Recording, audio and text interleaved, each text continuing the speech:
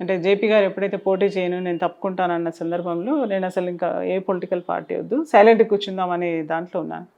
కానీ నాకు మీడియా మిత్రులు అప్పటి టాప్ CEO లెవెల్ వాళ్ళు కూడా అందరూ సజెషన్ ఏం ఇచ్చారంటే, బీజేపీ మీకు సూట్ అయ్యే పార్టీ బీజేపీ, మీరు చేరాల్సిన పార్టీ బీజేపీ.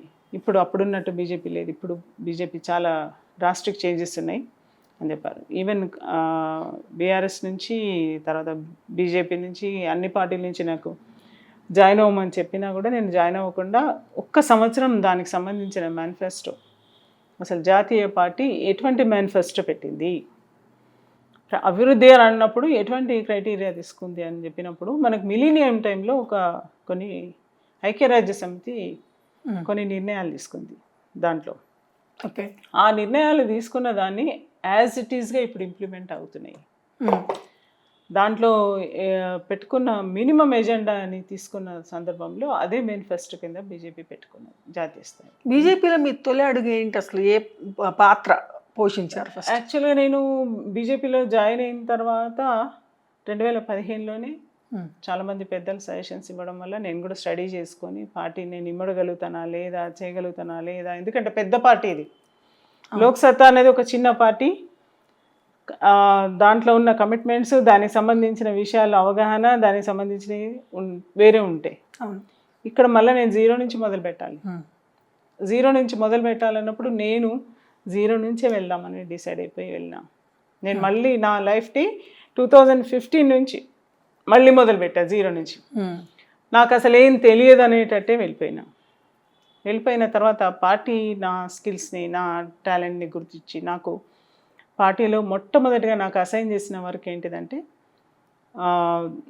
బీజేపీ జిల్లాకి సంబంధించిన క్యాడర్ వాళ్ళకి ఒక ట్రైనింగ్స్ ఇస్తారు. దాంట్లో కరెంట్ అఫైర్స్ పైన నాకు ట్రైనింగ్ ఇచ్చే బాధ్యతలు ఇచ్చారు. సో నాకు అక్కడి నుంచి మొదలైంది నా వర్క్.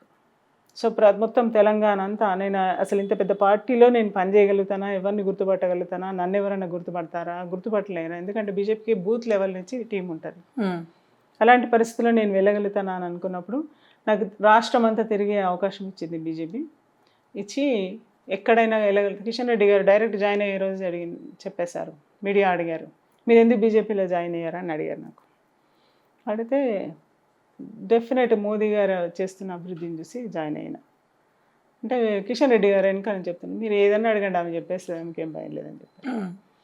సో అట్లా ప్రశిక్షణ దాంట్లో జాయిన్ అయిన తర్వాత ఆ సెషన్స్ అట్లా నడుస్తున్న టైంలో నన్ను బేటీ బచావ్ బేటీ పడావ్ అని నరేంద్ర మోదీ గారు ఒక ప్రాజెక్ట్ని తీసుకొచ్చారు. దాంట్లో మహిళలని రక్షించండి, మహిళల్ని చదివించండి అనే స్లోగన్ డిస్క్రిమినేషన్ నడుస్తున్న సందర్భంలో తెచ్చిన దానికి స్టేట్ కన్వీనర్గా పెట్టారు.